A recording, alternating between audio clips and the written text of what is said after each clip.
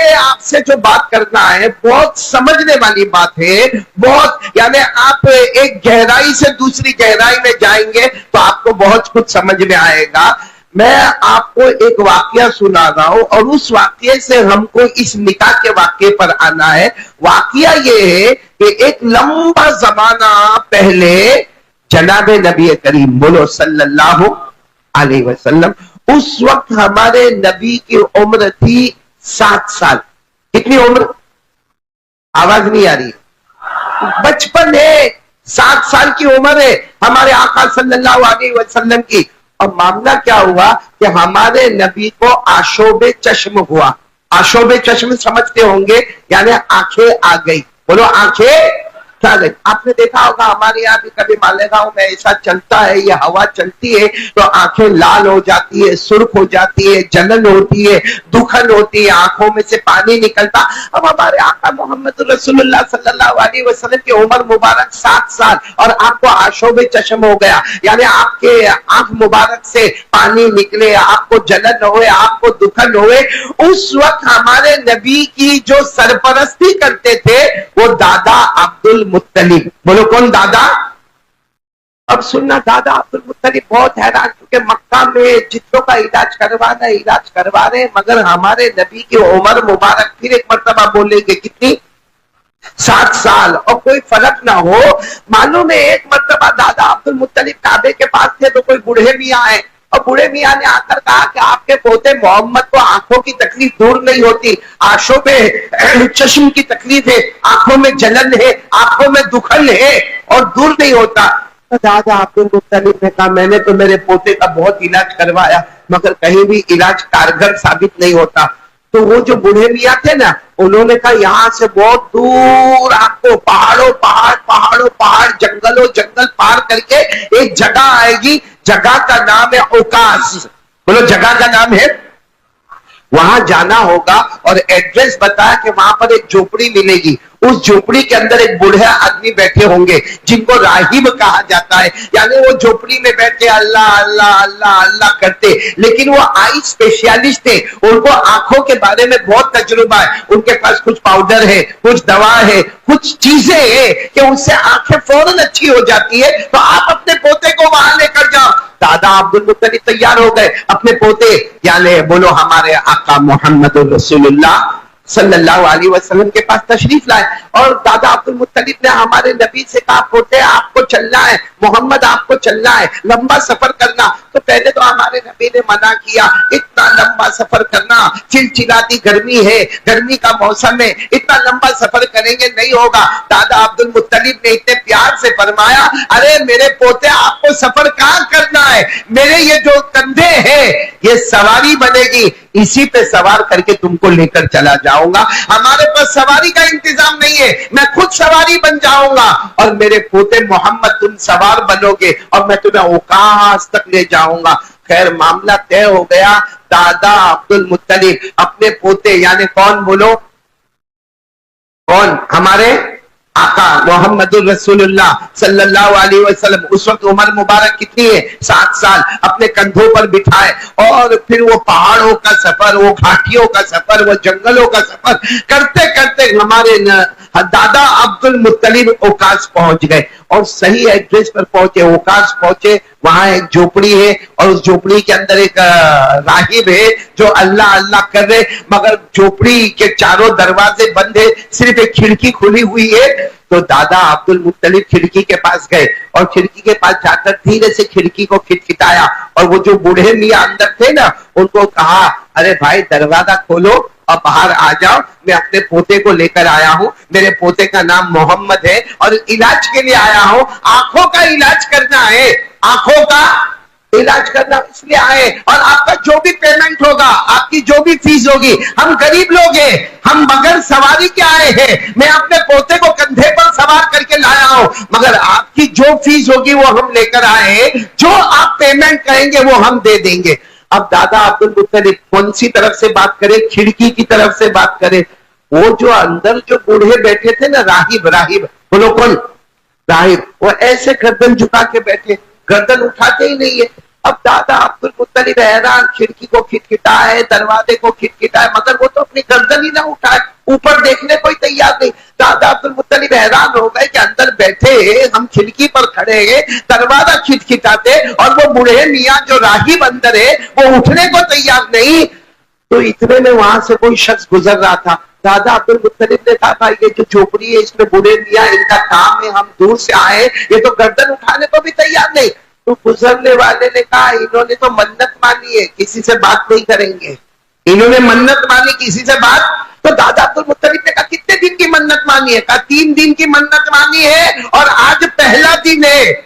यानी मतलब और कितना इंतजार करने का, और कितना इंतजार करने का, आज का दिन, कल का दिन और फिर तीसरा दिन इंतजार करने का। तो दादा अब्दुल मुत्तलिब की आंखों में आंसू आ गए और अपने पोते मोहम्मद की तरफ देखकर कहने लगे कि मेरे पोते मोहम्मद बहुत मोहब्बत से लेकर आया था, इतना लंबा सफर करके हम आए, हम भूखे प्यासे यहाँ पर आए, लेकिन ये तो मन्नत मान के बैठे हैं, आज भी दरवाजा नहीं खुलेगा, कल भी दरवाजा नहीं खुलेगा और तीसरे रोज जाके दरवाजा खुलेगा। चलो हम वापस जाते, चलो हम वापस जाते। और मेरे दोस्तों, हमारे आका पर कुर्बान जाओ, मोहम्मदुर रसूलुल्लाह सल्लल्लाहु अलैहि वसल्लम सिर्फ इतना जुमला फरमाया, हालांकि 7 साल की उम्र थी, फरमाया आएंगे, बाहर आएंगे।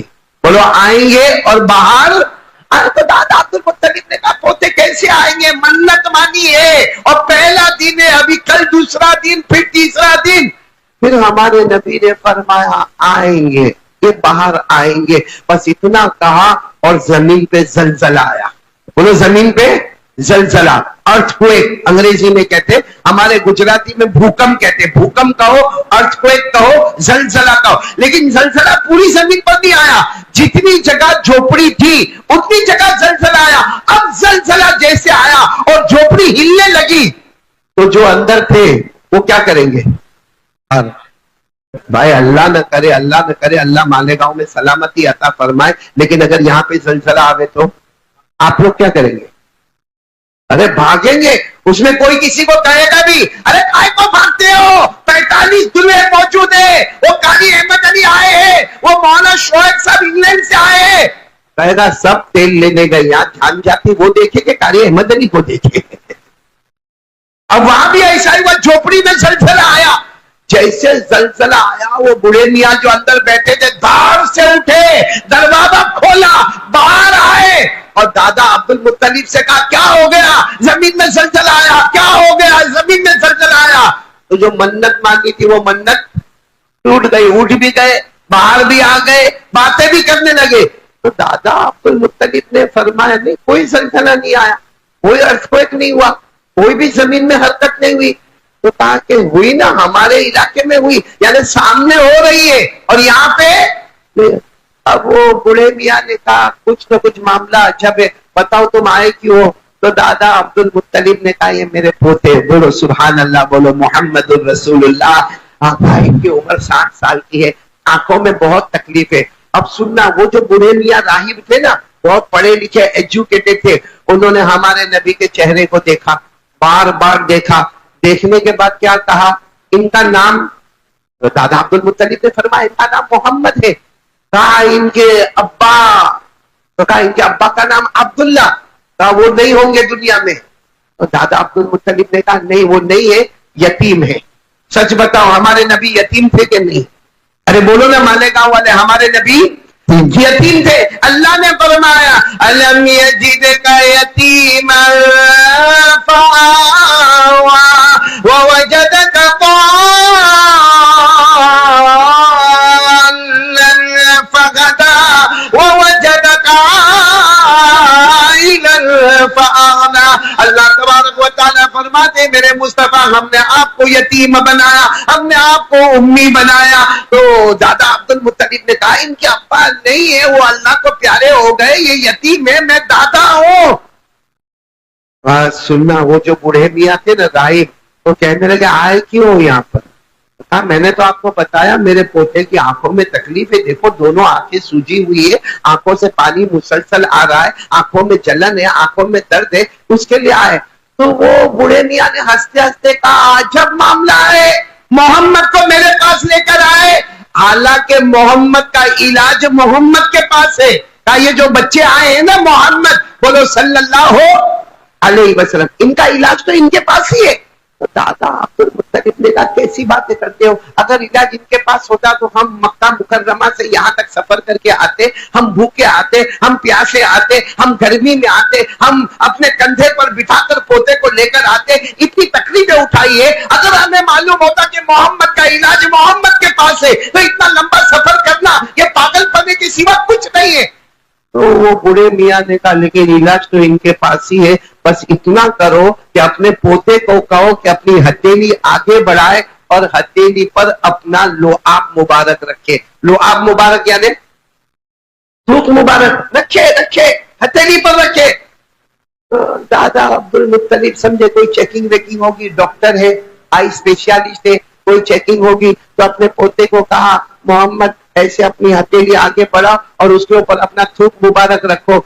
हमारे नबी सल्लल्लाहु अलैहि वसल्लम उम्र है 7 साल, अपना थूक मुबारक जैसे रखा, सिर्फ थूक मुबारक रखा, रखना था कि वो बूढ़े मियाँ झपटे और झपट कर पूरा थूक मुबारक अपने दोनों हाथों में लिया और अपने चेहरे पर मलना शुरू कर दिया। तो दादा अब्दुल मुत्तलिब ने कहा तुम अपना इलाज कर रहे हो क्या मेरे पोते के इलाज के लिए? ये तो थूक मुबारक इन्होंने अपनी हथेली में रखा, तुमने चेहरे पर मल दिया। इलाज होगा होगा, इनको कहो फिर अपने हथेली पर थूक मुबारक रखे। दूसरी मर्तबा हमारे नबी, उम्र तो 7 साल थी, हथेली पर अपना लुआब मुबारक रखा, वो बूढ़े मियाँ ने वापस झपटना शुरू किया और सारा थूक मुबारक अपने हाथों में लिया और अपने बदन पर और अपने कपड़ों पर रगड़ना शुरू किया। दादा अब्दुल मुत्तलिब ने कहा तुम हमारे साथ कैसा मामला करते हो कि मेरे पोते का थूक मुबारक मेरे पोते की हथेली पर और तुम कभी अपने चेहरे पर मलते हो, कभी अपने बदन पर मलते हो। वो बूढ़े मियाँ ने रोते रोते कहा एक आखिरी मर्तबा कह दो ना कि अपनी हथेली मुबारक पर थूक मुबारक रखे, इस वक्त मैं नहीं लूंगा। तो हमारे नबी ने 7 साल की उम्र थी, अपने हथेली पर अपना थूक मुबारक रखा, जैसे रखा ना वो बूढ़े मियाँ ने कहा बेटे मोहम्मद, ओ मोहम्मद तुम्हारी उम्र 7 साल है, दोनों हाथों को अच्छे तरीके से मलो, अपनी आंखों पर रख दो। दादा अब्दुल मुत्तलिब कहते काबा के पैदा करने वाले की कसम, मेरे पोते मोहम्मद ने जब अपना थूक मुबारक अपनी दोनों हथेलियों से मला और मलने के बाद आंखों पर रखा, दादा अब्दुल मुत्तलिब कहते काबा के पैदा करने वाले की कसम, मेरे पोते मोहम्मद की आंखें ऐसी हो गई जैसे कोई तकलीफ हुई नहीं। नारे तकबीर, नारे तकबीर, माशाअल्लाह। ऐसी हो गई जैसे कोई तकलीफ हुई नहीं थी, बिल्कुल आंखें रोशन और बहुत खूबसूरत और हमारे नबी की सुरमगी आंखें। दादा अब्दुल मुत्तलिब हैरान हो गए। दादा अब्दुल मुत्तलिब ने फौरन बूढ़े मियाँ से कहा तुमने सही कहा था कि मोहम्मद का इलाज मोहम्मद के पास है, लेकिन मुझे बताओ कि तुम्हें ये सब कैसे मालूम हुआ? वो बूढ़े मियाँ ने हमारे नबी मोहम्मद रसूलुल्लाह सल्लल्लाहु अलैहि वसल्लम के सर मुबारक पर हाथ रखा और कहा दादा इसकी हिफाजत करना, जमाना आएगा तुम हिफाजत नहीं कर पाओगे, इनके चचा हिफाजत करेंगे, जमाना आएगा इनके चचा हिफाजत नहीं कर पाएंगे, पैदा करने वाला अल्लाह इनकी हिफाजत करेगा और ये आखिरी नबी है, सारे नबियों के इमाम है और इनके बाद कोई नबी आने वाला नहीं है।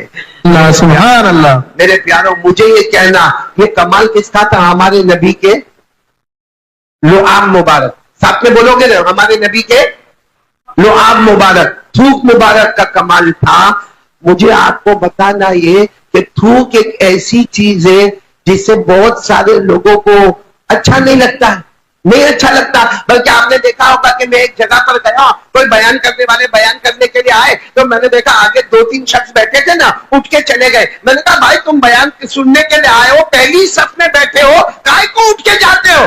कहते कारी साहब तुमको नहीं मालूम, ये मौलाना बयान करते करते थूकते बोलते, वो जोर जोर से बोलते, थूक बाहर निकलता है, हमारे मुंह पर आता है। तो थूक को पसंद किया नहीं गया। साथ में बोलो थूक को पसंद किया। बल्कि आपके मालेगांव में आपने देखा होगा बहुत जगह पर दीवारों पर लिखा है थूकना माना है। लिखा है कि नहीं लिखा है? अंग्रेजी में लिखा होता है डू नॉट स्पीक और उर्दू में लिखा होता है थूकना। हमारे मालेगांव के जवान बहुत होशियार है, थूकना मना है, मना को मिटा देते। फिर क्या लिखा है? थूकना है और फिर मुंह में गुटका भर के फाड़ करके थूकता, बोलता किसका बाप रोकेगा हमको। यह हमारे मुसलमानों की डिसिप्लिन है, अल्लाह की इबादत फरमाए। लेकिन मैं आपको एक बात बताऊं मेरे दोस्तों, ये हमारे नबी के थूक मुबारक का कमाल। मुझे निकाह की बात पर आना है। ओहद का मैदान, बोलो कौन सा मैदान? हमारे नबी सल्लल्लाहु अलैहि वसल्लम सबको जमा कर रहे, आ जाओ ओहद के मैदान में आओ। और जमा करने का तरीका इतना प्यारा, अल्लाह को भी पसंद आया। अल्लाह ने फरमाया, हमारे नबी ने ऐलान फरमाया, साबिकू इला मगफिरतिन मिन रब्बिकुम व जन्नतिन अर्दुहा कअर्दिस समाई वल अर्द। हमारे नबी ने ऐलान फरमाया, आ जाओ ओहद के मैदान में आ जाओ। जो ओहद के मैदान में आएगा अल्लाह उसे माफ कर देगा, अल्लाह उसे जन्नत अता करेंगे। चलो हमारे नबी ने ऐलान किया, ओहद मैदान में आए। एक सहाबी का नाम याद रखो, वक्त बहुत कम है, मैं जल्दी बता रहा हूं। हजरत रिफा, बोलो क्या नाम? हजरत रिफा। हमारे शायद मालेगांव में ये नाम होगा नहीं होगा मेरे को नहीं मालूम, लेकिन रिफा उनका नाम है। अच्छा, ओहद के मैदान में इनकी आंखों में तीर लगा, ऐसा जोरदार तीर लगा कि पूरी आंख बाहर आ गई। बोलो पूरी आंख बाहर आ गई, आंख के अंदर का हल्का नजर आवे, पूरी आंख बाहर आ गई इनके हाथ में, और खून का फुवारा बहता है। और ये दौड़ रहे अपनी आंख को लेकर, हजरत रिफा अपनी आंख को लेकर दौड़ रहे। ऐन रसूलुल्लाह, ऐन रसूलुल्लाह, अल्लाह के रसूल कहाँ है, अल्लाह के रसूल कहाँ है? किसी ने कहा वो पहाड़ के पास है। गए, जाकर कहा अल्लाह के रसूल, अल्लाह के रसूल, ये मेरी आंख बाहर आ गई है, बहुत जोर का जख्म लगा है, तीर लगा है, आंख के हल्के में से आंख निकल कर आ गई। हमारे नबी ने वहीं पर बिठाया, सबसे पहले खून को साफ करवाया, उसके बाद हमारे नबी ने अपना थूक मुबारक लिया, उनकी निकली हुई आंखों पर रखा, थोड़ा थूक मुबारक लिया और उनके आंख के हल्के में रखा, और उस आंख को लेकर हमारे नबी ने फिट कर दिया। हजरत रिफा कहते तकरीबन 50 साल गुजर गए, जो आंख में तीर लगा था वो इतनी रोशन थी कि कभी दिन के उजाले में देख लेता, कभी रात के अंधेरे में भी देख लेता। सुभान अल्लाह, सुभान अल्लाह। मेरे दोस्तों, ये कमाल हमारे नबी के थूक मुबारक का।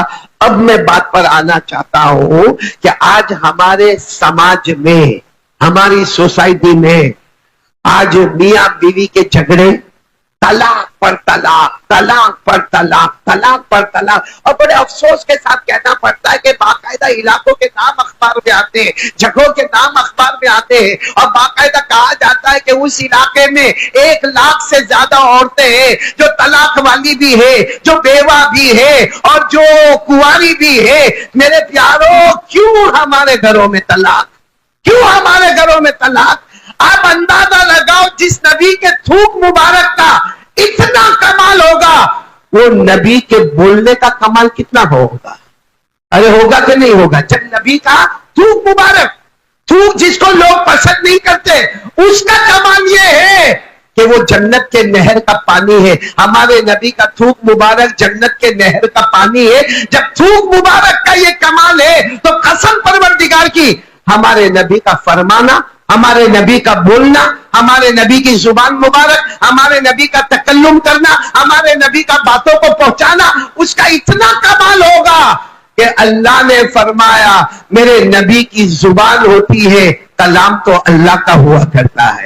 जुबान किनकी होती है? नबी की। कलाम किसका होता है? अल्लाह का। वन्नजमी इज़ा हवा मा ज़ल्ला साहिबुकुम व मा गवा व मा यंतिक़ु अनिल हवा इन हुवा इल्ला वह्युन यूहा। अल्लाह तबारक व तआला फरमाते मेरा मुस्तफा बोलता जा, मेरे मुस्तफा कहते जाओ, मेरे मुस्तफा तकल्लुम करते जाओ, ज़बान तुम्हारी होगी, कलाम किसका होगा? अल्लाह। और मैं आज आपको हमारे नबी की 2 बातें बताऊंगा। एक बात तो ये कि क्या फरमाया और कैसे बीवी के साथ रहे, सब करेंगे अमल इंशाअल्लाह। अरे खास करके 45 दुल्हों को कहूंगा, आए हो तुम भी। मैं तो क्या नाम, अमीन भाई और यासीन भाई, मैं हर जगह पे ऐलान करता हूं शादी करो, शादी करो, शादी करो। मुझे किसी ने कहा भी कारी अहमद अली तेरे को क्या होता, काहे को सबको कहता है शादी करो? मैंने कहा हम तो डूबे सनम, तुमको भी ले डूबे। अभी मेरे को थोड़ी देर के लिए हमारे मौलाना, क्या नाम, जमाल नासिर ने 1 सेकंड के लिए खुश किया, फिर पानी फेर दिया। क्या खुश किया मानो, सब लोग कहते कारी साहब का निकाह कब होगा, कारी साहब का निकाह कब होगा। मैंने सोचा आज मेरा भी निकाह है। इतना खुश हो गया कि 45 के साथ 46वां मेरा नाम। फिर कहा नहीं, वो तो कारी साहब जो निकाह कराते वो। मैंने कहा चलो अपने को वही पुराने राउंड ही खेलते रहने का। सुभान अल्लाह। तो मैं आज आपको एक बात बताने जा रहा हूं, हमारे नबी सल्लल्लाहु अलैहि वसल्लम का मकाम ऊंचा कि नहीं ऊंचा, बोलो ना। हमारे नबी से बढ़कर कोई नबी, आवाज नहीं आ रही आपकी, तो मेरे वो रात के बयान ही अच्छे, जिसमें मालेगांव वाले बड़े जोश में थे। दिन में तो ऐसा मेरे को लगता सब दुल्हों के निकाह पढ़ाने के लिए आया हूं, या जिनके निकाह हो गए उनकी बीवी ने धक्के मार मार के भेजा है यहाँ पे। अरे बोलो ना, हमारे नबी से बढ़कर कोई नबी, आवाज नहीं आ रही है, बोलो हमारे नबी से बढ़कर कोई नबी, और हमारे नबी के बाद कोई नबी आने वाले नहीं। हमारे नबी के थूक मुबारक से बढ़कर अल्लाह की कसम, बोलो कोई थूक मुबारक नहीं। अल्लाह ने फरमाया मा कान मुहम्मद अबा अहदिन मिन रिजालिकुम वलाकिन रसूलुल्लाहि व खातमन नबिय्यीन। अल्लाह तबारक व तआला फरमाते मेरे महबूब मोहम्मद ये अल्लाह के रसूल है, अल्लाह के पैगंबर है, अल्लाह के नबी है, सारे नबियों के नबी है, सारे नबियों के इमाम है। पूरा मजमा बोलेगा हमारे नबी के बाद कोई नबी आने वाला नहीं है। आपको सिर्फ एक बात बताऊं, हमारे नबी इतने मुबारक है कि जब अल्लाह का हुक्म आता है कि मुस्तफा मदीने जाओ, भाई अल्लाह का हुक्म आता है मुस्तफा मदीने जाओ, उस वक्त मदीना नाम ही नहीं था। अरे बोलो उस वक्त मदीना, उस वक्त नाम था यस्रिब। बोलो क्या नाम था, ये तो बाद में नाम हुआ मदीना।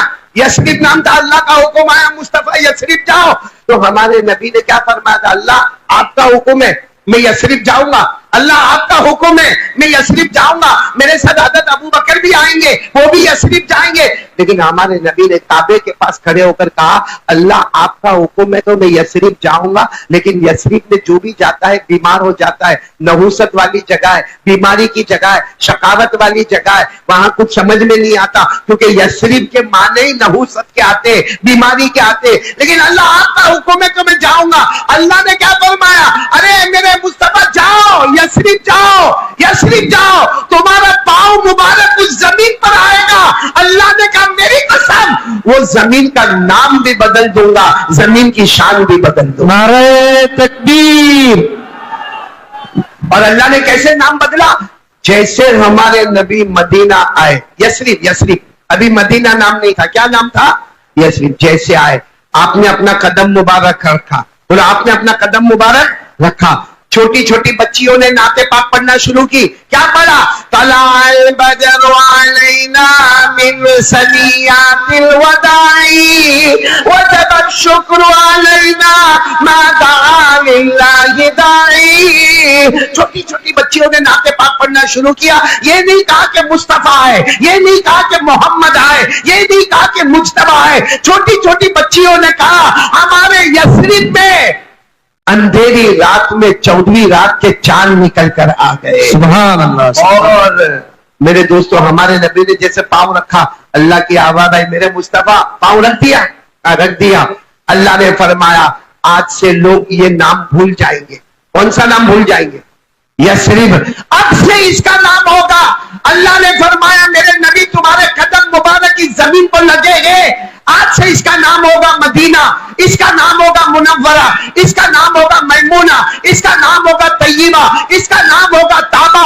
और अल्लाह ने फरमाया ये वो जगह है जहां कयामत तक आने वाला हर मर्द और हर औरत तमन्ना करेगी काश के मेरी मौत आए तो मदीने की जमीन नसीब हो जाए। सुभान अल्लाह, सुभान। हजरत उमर जैसे, हजरत उमर हर नमाज के बाद दुआ मांग रहे, क्या दुआ मांग रहे, अल्लाहुम्मा जाल मौती बिबलदी रसूलिक, ए अल्लाह मेरी मौत आए तो मुझे मदीने की मौत अता करना। अल्लाह ने ऐसी दुआ कबूल की कि मदीने में मौत आई, और जहां नबी आराम फरमा रहे हैं, जहां हजरत अबू बकर आराम फरमा रहे हैं, वहीं करीब में हजरत उमर रज़ी अल्लाह तआला अन्हु भी आराम फरमा रहे। तो मुझे कहना कि नबी के पांव मुबारक आए तो नाम भी बदल गया, जमीन की शान भी बढ़ गई। तो वो नबी कितने प्यारे होंगे।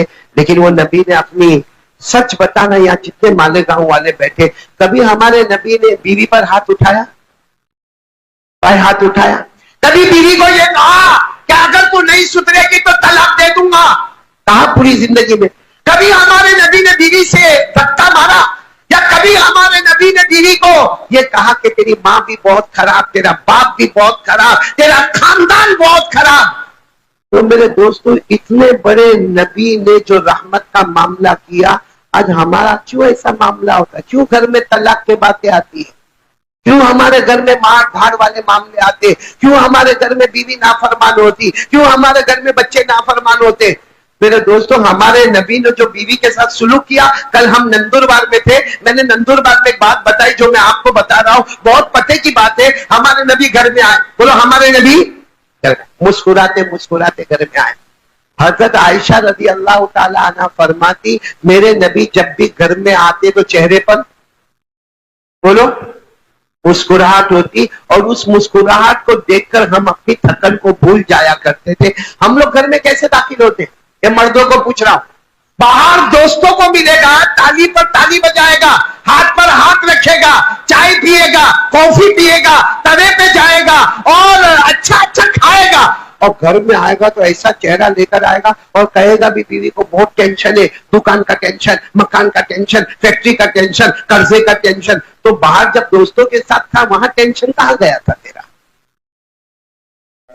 मेरे प्यारों, हमारे नबी घर में दाखिल होते तो चेहरे पर क्या होती? और एक बात बताऊंगा, आपकी अक्ल हैरान हो जाएगी, मैंने इसीलिए थूक मुबारक का जिक्र किया था। आप सुनना, हमारे आका सल्लल्लाहु अलैहि वसल्लम एक मर्तबा घर में आए, हजरत आयशा घर में, हमारे नबी ने फरमाया आयशा पानी लाओ। भाई आदमी जब थक कर घर में आए, या जैसे हम लोग अभी स्टेज पर आए, तो सबसे पहले हमको क्या दिया गया? पानी। पानी दिया गया तो होता है, पानी दिया जाता है। तो हमारे नबी सल्लल्लाहु अलैहि वसल्लम भी घर में आए, घर में आकर बैठे और फरमाया आयशा, आयशा पानी लाओ। हजरत आयशा दौड़ी दौड़ी, वो जमाने में जो भी कटोरा होता था वो लेकर आ गई, अल्लाह के रसूल पानी। हमारे नबी ने मुस्कुरा कर फरमाया आयशा तुम पियो। हजरत आयशा ने कहा मुझे प्यास नहीं लगी है, थककर तो आप आए। फरमाया नहीं आयशा तुम पानी पियो। अब आयशा को हुक्म मिला, हजरत आयशा ने एक घूंट, दो घूंट, 3 सांस में पानी पिया। हमारे नबी ने फरमाया बस लाओ प्याला दे दो, और फिर पूछा कहां से तुमने पिया? अब तो हमारे नबी देख रहे थे, लेकिन फिर भी हजरत आयशा को पूछा कहां से तुमने पिया?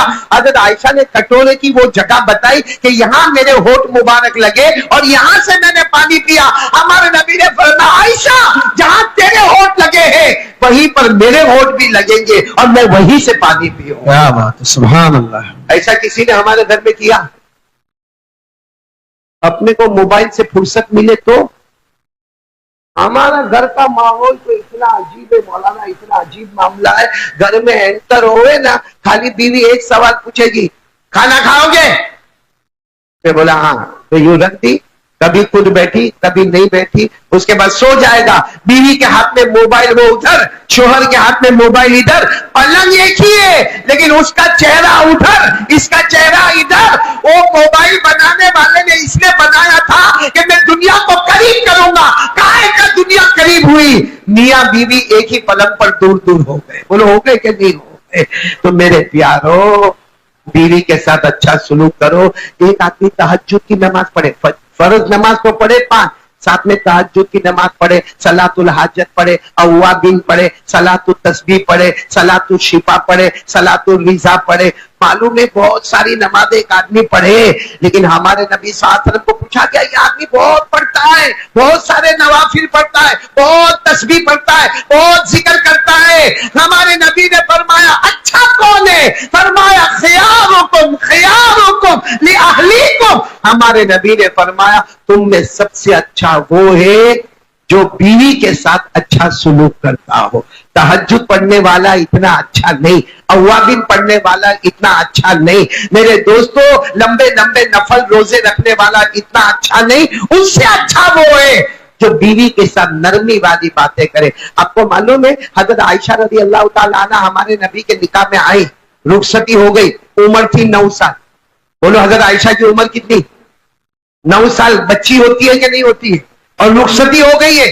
और होता क्या था मालूम, हमारे नबी सल्लल्लाहु अलैहि वसल्लम काम काज करके घर में आते थे तो हजरत आयशा तो बेचारी 9 साल की थी, रुखसती हो गई थी। हजरत आयशा गुड़ियों से खेलती थी। गुड़िया समझते हो ना, अंग्रेजी में जिसको डॉल कहते हैं, वो हजरत आयशा भी खेलती थी और मोहल्ले की दूसरी लड़कियां भी खेलती थी। लेकिन जब हमारे नबी पूरे रौब और दबदबे के साथ घर में आते थे, अस्सलामु अलैकुम व रहमतुल्लाहि व बरकातुहू, तो हजरत आयशा छुप जाती थी और सारी सहेलियां भागने की फिक्र में रहती। हमारे नबी फरमाते, आयशा आयशा छुपो मत, बाहर आओ, अपनी सहेलियों को बुलाओ, मैं अपना काम कर रहा हूं, तुम गुड़ियों के साथ खेलती रहो। मेरे दोस्तों ऐसे अखलाक बताते हैं तो फिर बीवी भी वफादार होती है और बीवी भी शोहर का हक अदा करती है। इसलिए मेरे प्यारों, ये तलाक की धमकी देना, ये बीवी को डराना, ये बीवी को धमकाना, बीवी को एक नौकरानी बना के रखना, अल्लाह हिफाजत फरमाए। हाँ इतना जरूर है कि अल्लाह ने औरत को टेढ़ी पसली से पैदा किया। किससे? हजरत आदम की माई पसली से। तो हमारे नबी ने ये फरमाया, और मैं खास करके ये 45 दूल्हे को कहूंगा कि देखो तुम्हारी बीवी टेढ़ी होगी, होगी कि नहीं होगी? एक भी बोलने को तैयार नहीं है, क्योंकि आज तो मोहब्बत टपक रही है। शुरू शुरू में ऐसा होता है, हमारे साथ भी ऐसा हुआ था। अभी हमारे मौलाना शोएब साहब जो है और ये हमारे कौन मौलाना नासिर साहब, जमाल नासिर साहब, ये दोनों एक ही बात कर रहे थे, सादगी के साथ निकाह, सादगी के साथ निकाह। सादगी के साथ कहा था मौलाना शोएब, निकाह आपने इतना पैसा दिया ना। मैं जब अंदर एंटर हुआ, जो पलंग मैंने देखा ना, मेरी शादी में भी ऐसा पलंग नहीं था। ऐसा कबार, मेरी शादी तो कैसे हुई मालूम है? कैसे हुई मेरी शादी? मैंने लड़की भी मेरे को नहीं बताई, मौलाना जमाल नासिर का है। सुभान अल्लाह, सुभान अल्लाह। मुझे लड़की भी नहीं बताई। मेरे साथ तो कैसा मामला किया मालूम है? फजर की नमाज में, वो जमाने में मोबाइल नहीं थे, टेलीग्राम आया। मैं तो मदरसे में पढ़ाता था, टेलीग्राम मेरे अब्बा का आया, फौरन बंबई आ जाओ। मैं गुजरात में था, कहा बंबई आ जाओ। अब वो जमाने में वो फ्लाइंग रानी ट्रेन में ऐसा ही टिकट लिया, सीधे बंबई गया। बंबई पहुंचा तो तकरीबन मेरे घर पर सुबह के 11 बजे थे। मुझे कहा असर बाद तेरा निकाह है। 11 बजे सुबह में खबर मिल रही, असर बाद। तो मैंने थोड़ा इसमें कहा, मैंने कहा असर बाद निकाह, मेरे दोस्तों को नहीं मालूम, किसी रिश्तेदार को नहीं मालूम, कैसा निकाह? तो फिर मैंने कहा अब्बा रुखसती, कहा रात को रुखसती भी है। मैंने कहा अब्बा नहीं मालूम है, मैं नहीं करूंगा। कहा नहीं करोगे, सामान उठाओ, घर छोड़ के जाओ, आज से मैं तुम्हारा बाप नहीं, तुम मेरी औलाद नहीं। क्या करता? बैठ गए। मोहना को पूछना, हमारे बड़े भाई को पूछना, वो भी मेरे साथ नहीं थे, चुपचाप बैठ गए। असर बाद निकाह हो गए। यहाँ देखकर तो मेरे को ऐसा हुआ कि मेरा वापस निकाह हुआ। लेकिन मैं निकाह करना चाहता हूँ, दूसरा निकाह करना चाहता हूँ, ये नहीं करने देता है। ये मेरा 30 साल तक दोस्त है हाजी जुनेद ओला वाला, खुद 1 बाय 1 आगे बढ़ता। मैंने कहा थोड़ा दोस्त का तो ख्याल कर ले, लेकिन जरा भी इसमें मुरुवत नहीं है भाई। वैसे ये हमारे देखो ये अमीन भाई बैठे हैं ना, अमीन भाई, यासीन भाई, आज मैं रात को इनके घर पे रहा। मैं घर पे रहता हूँ ना, सब कुछ देखता रहता हूँ। मैं देखा दोनों बीवी से बहुत डरते हैं, होता है, डरता है आदमी, डरता है बड़ा। अब मैं मेरी बात बताऊं, मेरे पास एक भाई आया मेरे पास, मेरे को कहता काजी साहब तुम तावीज देते हो? तावीज? मैंने कहा देता हूं ना। तावीज? बोलना कौन सी तावीज चाहिए? जादू हो गया, जिन्नात हो गया, नजर हो गया, आसेब हो गया, नजरतुल बाबा हो गया, नजरतुल हुम्मा हो गया, नजरतुल विदा हो गया, अरे जो भी बोल मैं तावीज देता। मैं तो कहता मेरे को वो सब तावीज नहीं चाहिए, 3 महीना हो गया मेरी बीवी आती नहीं है। बोलो साथ में बोलो, कितना महीना? अरे बोलो ना, तुम्हारी कहां भागी है? 3 महीना हो गया बीवी आती। तो मैंने कहा तो मैं क्या करूं? कहा अभी तो आपने कहा ना कि आप ताबीज देते हो, तो मेरी ऐसी ताबीज दो कि मेरी बीवी आवे। मैंने कहा क्या हुआ क्या? कहा बार बार कहूं 3 महीना हो गया आती नहीं। मैंने कहा अल्लाह का बंदा 34 साल हो गए जाती नहीं। अल्लाह क्या बात है, मैं तेरे को दूं कि तेरे से ताबीज लूं? तो मैं वही दिन से लेके आज तक और मेरे को इतना अच्छा लगा कि हम तो मौलाना शोएब आप भी इंग्लैंड से आए हो और मैं ज्यादा इनके बारे में नहीं बोलता, पूरा रिकॉर्ड वहां जाता है। अरे एक मर्तबा मैं इंग्लैंड में बैठा था, यही मौलाना शोएब मेरे बाजू में बैठे थे और बयान करते करते मैं अपनी धुन में आ गया और धुन में आकर मैंने कहा मौलाना शोएब अब आप इंडिया जब आओ समूह लगन में तुम्हारा भी निकाह होगा। मेरे को नहीं मालूम इनके खुसर सामने ही बैठे हुए थे। वो तो मेरे भाई ने मुझे जोर से यूं हाथ मारा, कहा एमना ससरा बाजी बेसेरा थे, यानी गुजराती में इनके खुसर वहां पे। मैंने मौलवी शोएब से माफी मांगा, आइंदा मैं कुछ नहीं बोलूंगा, मैं अपने ऊपर ले लूंगा। तो खैर हमारे मौलाना शोएब साहब भी यहाँ पर आए, तो मैं एक तो हमारे नबी का प्रैक्टिकल अमल बताया कि जहां हजरत आयशा ने पानी पिया वहीं से हमारे नबी ने पानी पिया। हालांकि सोचो हजरत आयशा का थूक मुबारक था, हमारे नबी ने जो वहां पर थूक मुबारक रखा वो थूक मुबारक नहीं था, वो जन्नत के नहर का पानी था। सुभान अल्लाह। लेकिन पूरी उम्मत को बताया कि बीवी के साथ अच्छा सुलूक करना चाहिए। और मैं कह रहा था वो 45 दूल्हे, आप लोगों से कह रहा हूं सब्र करना, शुक्र करना। मैं 34 साल से नहीं कर रहा। अरे बोलो ना, हाँ बोलते हैं। मेरी बीवी को पता चलेगा तो बहुत गुस्से होगी। वो मालूम है, मालूम वो हमारे नबी ने चांद के 2 टुकड़े किए थे ना, कहा बेटा हरी थोड़ा गया सारा ऑर्गेनाइज तो तुम करते हो। वो चांद के टुकड़े किए थे ना हमारे नबी ने। तो मेरी जब जवानी थी मौलाना शोएब, यानी 25 साल मेरी उम्र थी, बिल्कुल जवान, उस जमाने में 4-4 घंटे बयान करता था। तो मैं भी टेरेस पर बैठा था और अपनी नई नवेली बीवी के साथ बैठा था और मैं टेरेस से चांद को देखा तो मैंने चांद को यूं किया, यूं। तो टुकड़े हुए? अरे बोलो होंगे? नहीं हुए। वो तो हमारे नबी के मुबारक हाथ का कमाल था, यूं किया तो आधा इधर आधा उधर।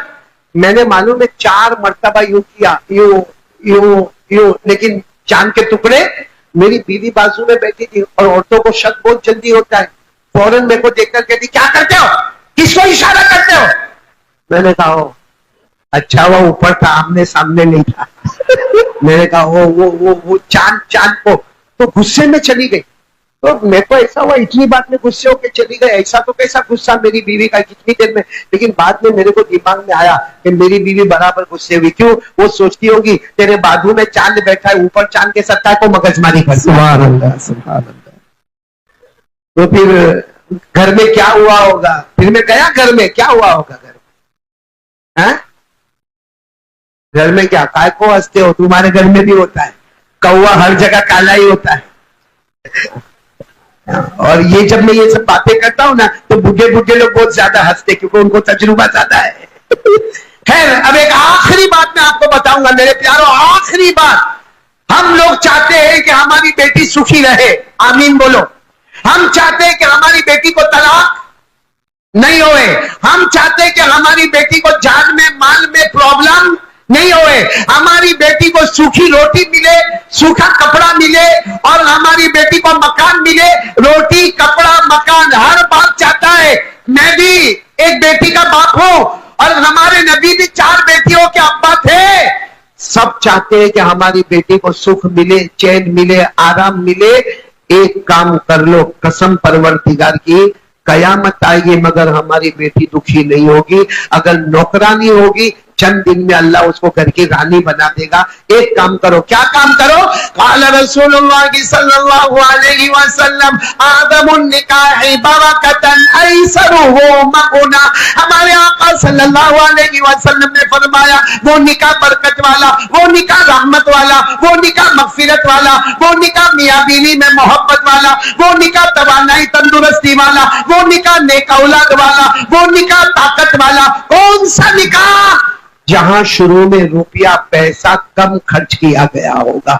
ये ग्रुप वेडिंग जो कर रहे उसका मकसद ही ये है कि रुपया पैसा कम खर्च हो ताकि हमारे मियां बीवी में बड़ा लंबा चौड़ा जोड़ कायम रहे। तो एक बात तो मेरे को आपके कान करनी थी कि बीवी के साथ अच्छा सुलूक करोगे। बोलो करोगे नहीं इंशाअल्लाह। अब यहाँ औरतें नहीं है, वरना मैंने बेटे हारिस को पूछा अगर मस्तूरात का इंतजाम होता, जैसे कल नंदुरबार में मस्तूरात का इंतजाम था, तो कल मैंने ये बयान नहीं किया, मैंने ये बयान किया था कि एक औरत को अपने शोहर के साथ कैसे रहना चाहिए। लेकिन आज वो बयान करके फायदा नहीं, क्योंकि कोई औरत यहाँ पर नहीं है कि मैं उसको बताऊं कि मेरी बेटी मेरी बहन अपने शोहर के साथ कैसे होना चाहिए। इसलिए मैंने आप आपको बता दिया कि आपको अपनी बीवी के साथ अच्छा सुलूक करना है और निकाह में सादगी होना चाहिए।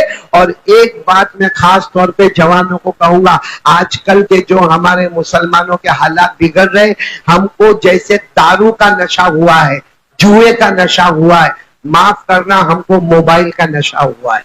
इसका नशा हुआ है, मोबाइल का, ड्रग्स का, पाउडर का, एमडी का, और उसके बाद में मेरे दोस्तों नंगी नंगी फिल्में देखने का, नंगे नंगे फोटो मोबाइल पे देखने का, एपिसोड पर एपिसोड देखने का, आखिरी दर्जे की नंगागिरी मोबाइल पे करने का। हाथ जोड़ के कारी अहमद अली आपसे अपील करता हूं मेरे भाइयों, अगर हम ऐसे ही रहे हम बर्बाद हो जाएंगे।